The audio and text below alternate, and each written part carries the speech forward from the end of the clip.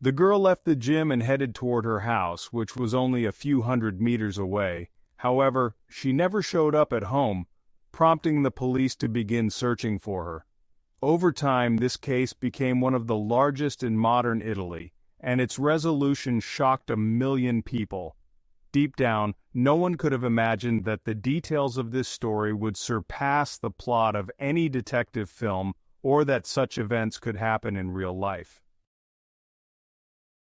Yara Gambarasio was born on May 21, 1997, in the small Italian town of Brembate di Sopra. This quiet place near Milan has a population of just over 7,000 and is known for its measured lifestyle, ancient architecture, and picturesque nature. Yara's family had lived there for many generations. She had loving parents, an older sister, and 2 younger brothers. Yara loved her hometown, attended a local school where she had many friends, and was actively involved in gymnastics. Just a few hundred meters from her house was a large sports center which she visited almost every week. On November 26, 2010, when she was 13, Yara planned to go to the gym briefly to give her coach a tape recorder. At about 5:15 p.m., she said goodbye to her parents, telling them she would be back in about an hour. Her parents were not worried about letting her go alone as their town was very safe, and the walk to the gym took only a few minutes. However, when 7 p.m. rolled around and Yara had not returned, her parents began to worry. At 7:11 p.m., her mother tried to call Yara, but the call went straight to voicemail. This heightened their concern, and they immediately contacted the police. The report was relayed to the police department of a larger city located 11 kilometers away, and Yara's disappearance was assigned to an experienced detective named Letizia Ruggeri. She quickly dispatched officers to organize a search in the town and requested assistance from the military police. After speaking with Yara's parents, they headed to the gym to piece together the chronology of events. Yara's coach confirmed that she arrived around 5:30 p.m., and her friends stated they had seen her, talked to her, and that she had worked out briefly before saying goodbye and leaving for home. The police discovered that Yara sent a message to a friend at 6:44 p.m. This was the last time anyone had contact with her, leading investigators to conclude that Yara had disappeared somewhere between the sports complex and her house. The search teams divided into groups. One searched the streets while the other sought witnesses and clues, including reviewing surveillance camera footage. Several individuals near the sports center that evening reported seeing a girl resembling Yara talking to 2 men standing nearby. However, the police were unable to confirm if it was indeed Yara. They examined the entire sports center but found no trace of her. Meanwhile, local and military police officers scoured the streets and the banks of a small river that flowed through the center of the city. Firefighters were called for assistance and volunteers joined the search. Despite these efforts, they were unable to find Yara. The detective requested help from dog handlers, who were able to pick up Yara's scent thanks to personal items her parents provided. However, instead of leading the police from the sports center toward her house, the dogs indicated she had moved in the opposite direction toward a small town called Molo. Subsequently, Letizia requested data on the location of Yara's phone, which showed it had connected to a cell tower at around 6 p.m., just 5 minutes after she sent the last message to her friend. Given the distance from the sports center to the town, it was almost certain that she had not walked there, suggesting that she may have been traveling by some form of transport. Despite the information from the last message, which indicated Yara had agreed to meet with a friend the next day, investigators found it hard to believe she would decide to run away. They interviewed all of Yara's relatives, but nothing indicated any family problems. Letizia ordered the wiretapping of phones belonging to all family members, as well as several dozen others in the area. The detective also requested information from cellular operators about every phone in the vicinity on the evening of Yara's disappearance. It would be extremely challenging to identify any potential suspects based solely on phone connections. In total, the police received information about 15 phones that were active in the area at that time. The investigators organized a special team engaged in wiretapping hundreds of numbers that, for one reason or another, fell into the category of suspicious activity. All this time, active searches for Yara in the area continued, but day after day, they did not yield any results. Letitia began to doubt whether they would achieve any progress in this manner. Her only hope was the telephone numbers, one of which must have belonged to the kidnapper. A few days before the wiretapping began, the police studied thousands of hours of telephone conversations, but none were related to the girl's disappearance. This continued until the end of November, when one of the employees suddenly heard an extremely suspicious phrase. A certain man in a telephone conversation said, "Forgive me, Lord, I didn't kill her." Investigators immediately established the identity of this man. He was an immigrant from Morocco named Mohammed Fikri, who worked as a builder in the very town where Yara's phone signal had disappeared. The police tried to determine his current location, but there was one problem. The team listening to the wiretapped conversations received recordings with a lag of several days. Otherwise, it would have been impossible to process such a vast amount of information. Fikri's call was intercepted while he was sailing to Morocco. This looked extremely suspicious. Consequently, the Italian authorities decided to intercept the ship. They found him aboard and arrested him, bringing him back to Italy. In parallel with this, investigators uncovered another creepy clue. They established the type of car Fikri drove and found a mattress with traces of blood in the trunk. It was immediately sent to the laboratory. However, the police faced an unexpected turn of events. The blood did not belong to Yara, and apparently was not human at all. Furthermore, upon further study of that very recording, it was discovered that the man had said something completely different in his own language, and the employee of the wiretapping group had misinterpreted the second part of the phrase. After additional checks, investigators were convinced that the man had nothing to do with Yara's disappearance, and he had to be released. By that time, this case had become one of the most discussed topics in Italy. Major media and television channels regularly released reports in the hope that Yara would be found alive. When information about Fikri's arrest hit the newspapers, many were almost sure that the criminal had been captured. The news about his non-involvement caused both surprise and disappointment. It turned out that investigators had returned to the starting point, and now they had no other leads to bring them closer to a resolution. Despite everything that had been done, they did not yield results, and this continued for exactly 3 months, until February 26, 2011. On this day, a man from a small town 10 kilometers from Yara's house went to one of the many fields to launch his radio-controlled plane. However, he encountered problems and had to land it in tall, thick grass to avoid crashing. When he picked it up, he noticed a pile of rags nearby. Initially, he didn't think much of it, but soon he noticed boots peeking out from under the pile and decided to call the police. Officers found a human body under the rags, but the degree of decomposition did not allow for visual identification of the victim. As soon as Letitia arrived at the scene, she immediately recognized that Yara's body was in front of her.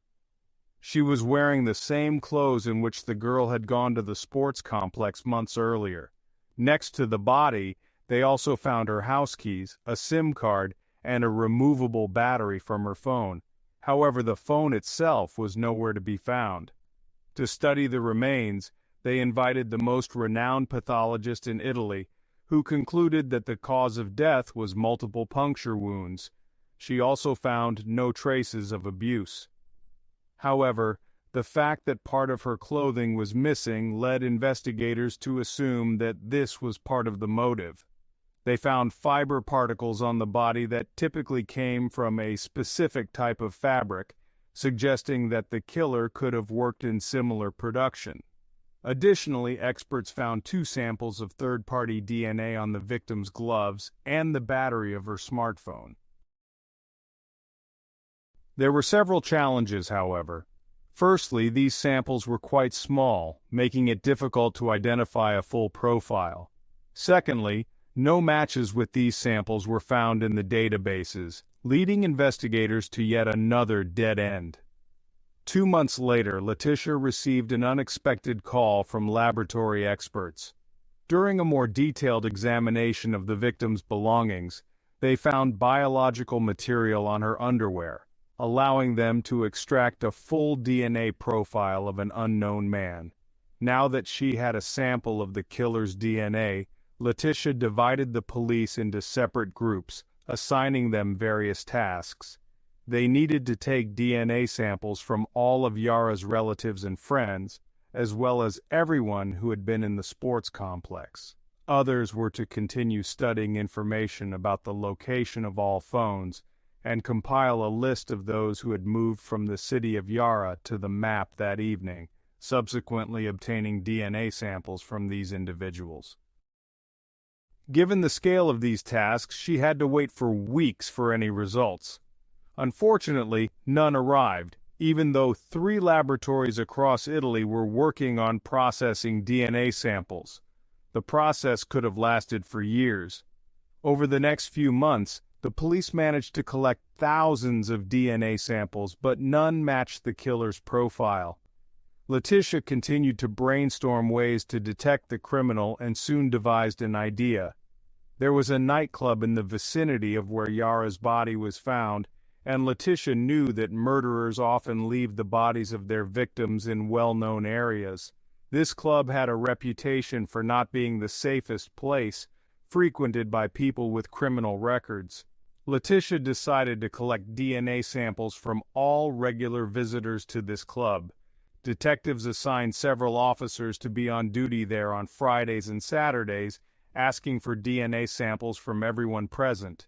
Moreover, all clubs required membership cards, which meant investigators could obtain information about literally every visitor. Letitia understood that her chances of success were slim, but given the lack of other clues, she decided to utilize every option. She began waiting for the results, and soon received a call from the laboratory. The DNA of one club visitor actually matched the profile of the criminal. It was a man named Damina. However, the problem was that the match was only partial, and the man himself was quickly ruled out as a suspect since he was on another continent at the time of Yara's disappearance. Nevertheless, this was a significant breakthrough for investigators. Experts suggested that since his DNA matched the sample only partially, the man must be connected to the real killer by kinship. Letitia and her team began to study the Damon family to identify the most likely candidate for the role of the criminal. Considering that all this happened before genetic genealogy began to be used in forensics, this method of searching for suspects was new and challenging. The first unexpected fact they discovered was that Damina's mother had been a housekeeper in Yara's family for 10 years, but had left her position when Yara was a child. Learning that one of her relatives might be a murderer shocked the woman to her core. Despite this discovery, the search for the criminal dragged on for many months. Letitia concluded that none of the immediate relatives of Damina and his mother was Yara's killer, which meant they had to study hundreds or even thousands of distant relatives. Several months passed since the start of this work, and with no progress made, the media began to blame Letitia and her team for unprofessionalism and a lack of commitment to the case. Several politicians even tried to have the detective removed from the investigation, but they did not succeed. Despite the heavy pressure, Letitia continued to do everything possible to establish the identity of the criminal. She and her team examined various genealogical archival records, some dating back to 1716. They had to look at thousands of people, but time and again, they realized they were reaching a dead end. This continued until September 2011, when investigators finally made progress. One genealogy led them to a man named Giuseppe, who was deceased. However, the man's widow kept several stamps containing a sample of his saliva, and experts were able to extract a DNA profile. The results showed that Giuseppe was highly likely to be the father or grandfather of the criminal whose sample was found on the victim's underwear. Giuseppe had 2 sons, and the researchers sought DNA samples from both. Yet, they faced unexpected disappointment. Although the results showed a close match, neither of them was the murderer. This left investigators puzzled. The criminal had to be closely related to this family, but the samples from all the men did not show a complete match.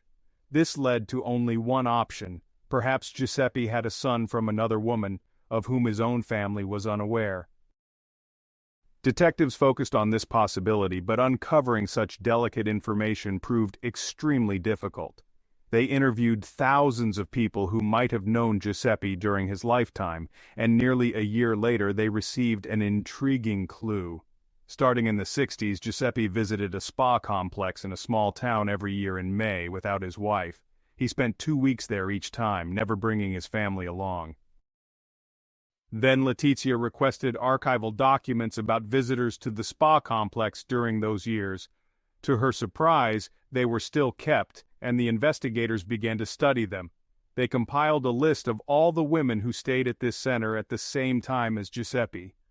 This process lasted for a year, but Letitia still could not get closer to identifying Giuseppe's possible mistress.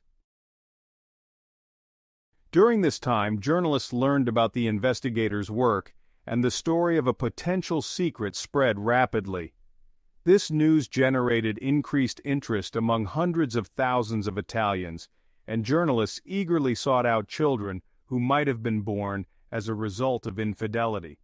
To their surprise, they discovered quite a number of such stories. For example, in one small village, there were 5 cases at once. This continued until 2014, when the investigators finally made progress. Given how many people were aware of the case and the search for Giuseppe's possible mistress, the police regularly received tips. However, these all led to dead ends. In the summer of that year, the Supreme Court informed them of a woman named Esther Arzu, with whom Giuseppe may have had an affair.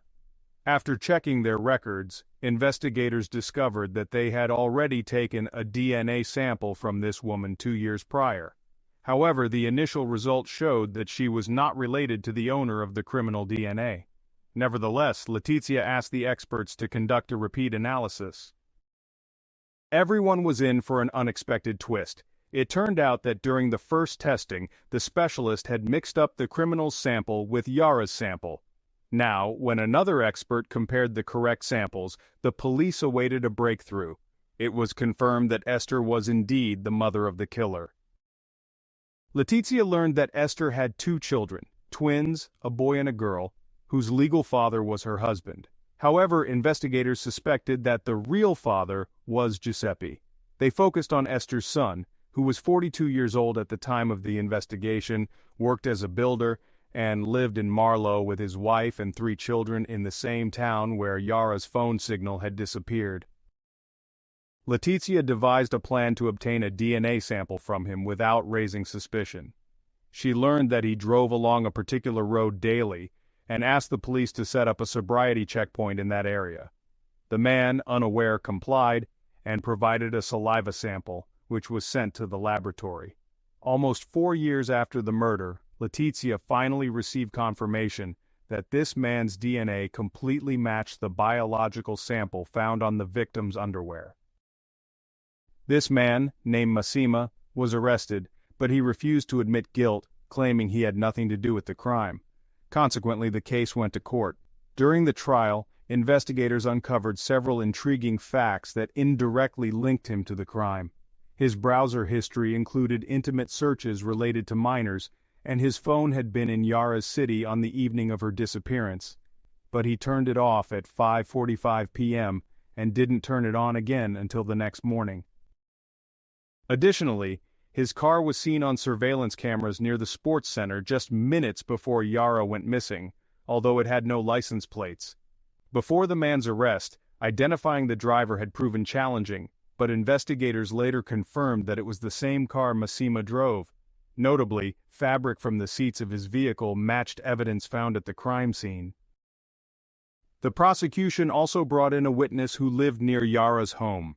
She testified that on the night of the disappearance, a car sped past her house and that she heard screams that matched Yara's. This suggested that Massima may have spotted Yara long before the abduction. Massima insisted he was merely driving home from work that evening, but investigators discovered he hadn't worked that day, which was corroborated by his colleagues' testimonies and phone records. The case captured the attention of millions throughout Italy, and practically no one doubted the identity of the killer. However, during the trial, several unexpected developments occurred. The prosecution's theory suggested that the girl had left the sports complex alone, leading to her abduction. For some unknown reason, Massima didn't carry out his initial plan to harm her. His wife testified that he had been at home having dinner during Yara's disappearance, but this contradicted surveillance footage and witness statements.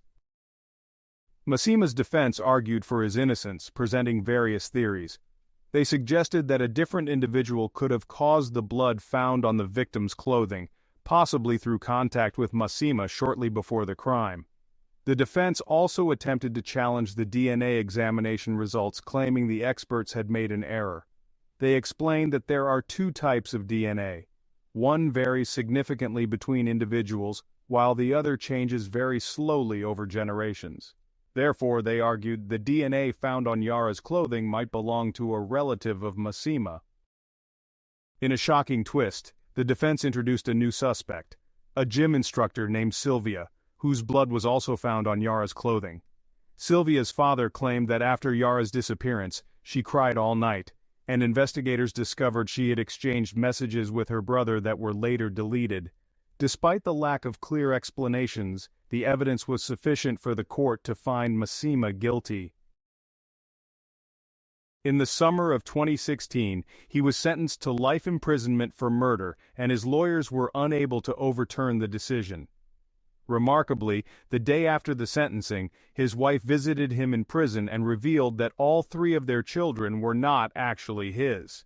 She had cheated on him with other men. It was also revealed that Esther's third child was not from her legal husband or Giuseppe, but from another man. Massima remains in prison to this day, but the mystery surrounding Sylvia and her blood continues to raise questions. Some speculate about Massima's guilt and suggest he may have been wrongfully accused.